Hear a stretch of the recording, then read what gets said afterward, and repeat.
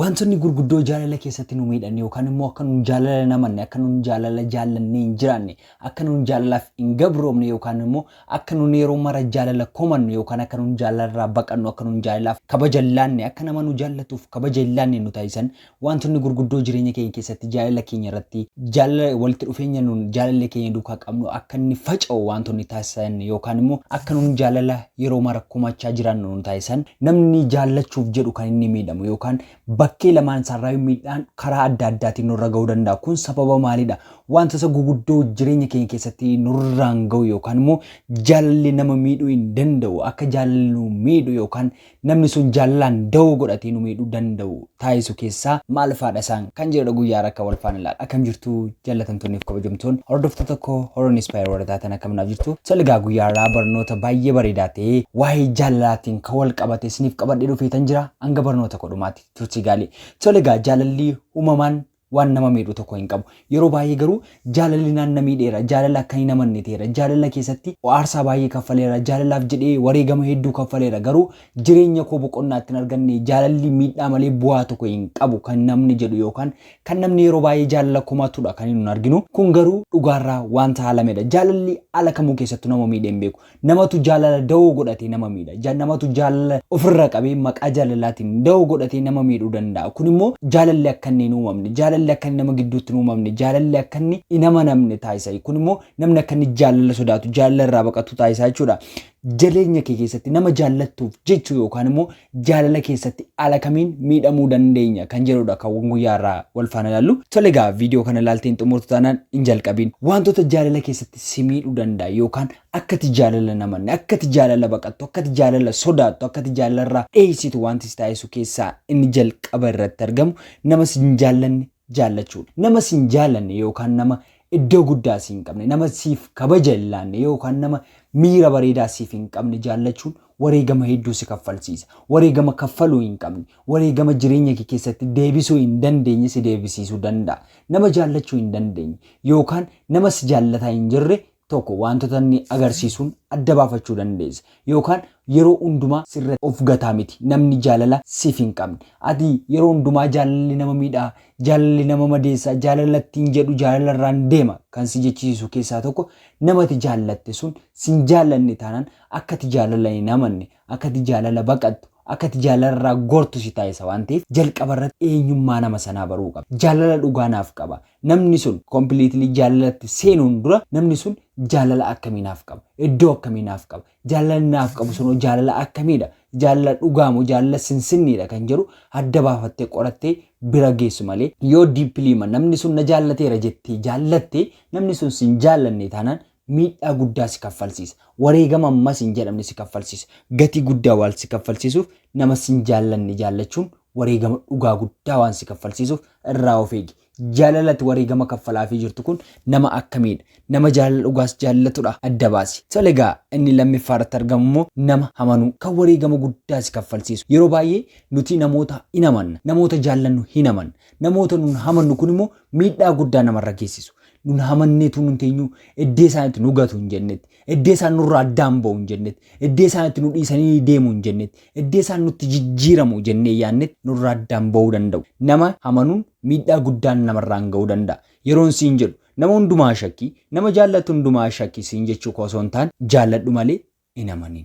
Guutummaa guutuu nama kamiinuu haa ta'u haala kamiinuu haa ta'u nama kamiyyuu hin amanin. Jaalladhu garuu amanummaa laattinnaan amanamummaan keessuun cabinnaan deebisuu hin dandeessu waan ta'eef namati amantu sun yookaan immoo namati jaallattu sun miidhaa tokkollee narra geessisuu hin danda'u. Ani ittiin amana guutummaa guutuutti jaalala kootti jettee itti amanta yoo ta'e malee guutummaa guutuu sababa jaallattuuf qabeenya koo guutuu dafqa koo guutuu humna koo guutuu ittiin erga isa bukkeenaaf haa ta'u maqaa isaatti naannessa sababa isaattan jiraadha jettee of yaadachiista taanaan na aman kasaaraa keessaan deebine keessa seenaa jira. Kanaafuu nama amantu adda baasii beeki. Wareegama kaffaluu keenya dura jaalala komachuu keenya dura jaalala habaaruu keenya dura nama amantu adda baasii beeki. Inni sadaffaarratti argamu gara laafiin wareegama guddaa si kaffalsiisa jaalala keessatti. Garaa laafta taanaan yeroo hundumaa balleessaa barbaade yoo balleesse yookaan balleessaa barbaade erga isheen balleessiteeti yeroo hundumaa garaa laaftee wanta isheen jette goota taanaan gara barbaaddetti oofamta taanaan gara laafummaan wareegama guddaa si kaffalsiisa. yeroon siin jedhutti gara laafessan ta'in gara jabaataa ta'e siin jechuu koo osoo hin taane wanta itti gara laafessa taatu adda baastee beekuu qabda. Wanta irratti garaa laaftuuf adda baastee beekuu qabda. Wanta si miidhu, wanta kabaja kee, wanta humna kee balleessu taanaan gara laafummaan sitti ta'afu. Jaalala wanta si komachiisudha taanaan gara laafummaan sun of si abaarsiisa taanaan guyyaa ishee faana duukaa isa faana wal barte abaasii abaarsiisa taanaan gara laafummaan tasumaa si barbaachisu. Kan si barbaachisu garaa murannoo qabudha. Garaa kutannoo qabu yoo qabaatte jaalala keessa hambifachuu dandeessa. Gara laafummaan gowwummaa waan si fakkeessisuuf yeroo hundumaa garaa laafta yoo ta'e gowwaadha jedhees lakkaa'aa namni. Yoo wanta barbaade raawwate garaa naaf laafannoo dhiifama gaafadhennaan na jala hin deebu jedhee sababa murteessuuf gara laafummaan wareegama guddaa si kaffalsiisa. Jaalala keessatti illee inni itti aanee argamu nama biraa jaallatu jaallachuun jaalala keessatti wareegama guddaa si kaffalsiisa. Namni nama biraa jaallatu siif yeroo hin qabaatu. Namni nama biraa jaallatu si duukaa ta'uu hin barbaadu. Yoo qaamaan si bira taa'ellee yaanni isaa si bukkee hin jiraatu. Nama biraa sana bukkee jira.